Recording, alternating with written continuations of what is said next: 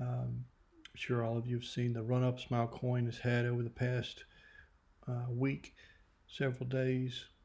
Um, I think they're doing great work, and I think that they're headed in the right direction of some big things. And these two new topics, I think, will help them get there.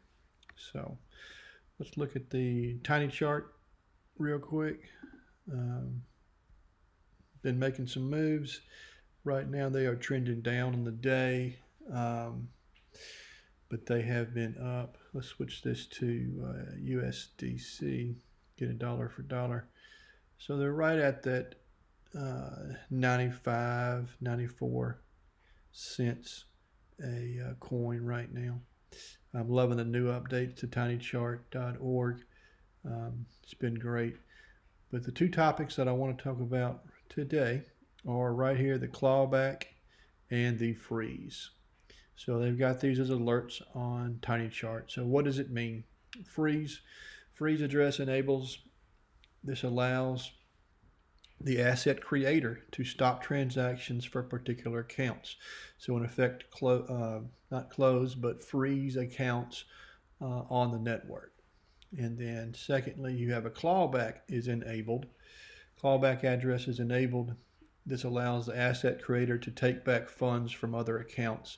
So they can, through the clawback address, they can remove funds from any account on the network and then put funds into any account on the network. So let's look at the developer portal and see exactly how that's defined for Algorand ASA. So this is the developer portal. This is the topic about ASA's Algorand Standard Assets. And if we look down here at freeze address and clawback address, the freeze account is allowed to freeze or unfreeze the asset holdings for a specific account. Then an account is frozen. It cannot send or receive the frozen asset. In traditional finance, freezing assets may be performed to restrict liquidation of a company's stock, to investigate suspicious criminal activity, or to deny list certain items or accounts. If the default frozen state is true, you can use the unfreeze action to authorize certain accounts to trade the asset, such as after passing KYC or AML checks. That's to verify the account holder and get their identification. And then it gives a hot tip of set the address to open quote, close quote, if you want to prove to asset holders that the asset can never be frozen. And then you've got the clawback address. Clawback address represents an account that is allowed to transfer assets from and to any asset holder, assuming they have opted in. If use of this, if you need the option to revoke assets from accounts, like the breach of certain contractual obligations tied to holding the asset, in traditional finance, this sort of transaction is referred to as a clawback. If any of these four addresses is set to open quotation, close quotation, that address will be cleared out and can never be reset for the life of the asset.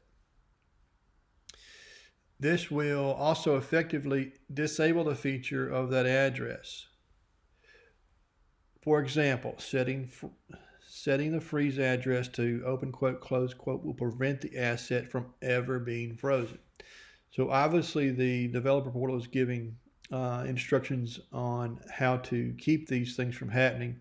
And, in the open system format, I can understand that. However, in a business-friendly environment, especially the gaming industry and the betting industry, if mistakes are made coming out of their systems, payouts to the wrong folks or bad actors that are participating in those businesses, these are things that are needed. So I think that it was smart for SmileCoin to enable these features, the freeze address and clawback address.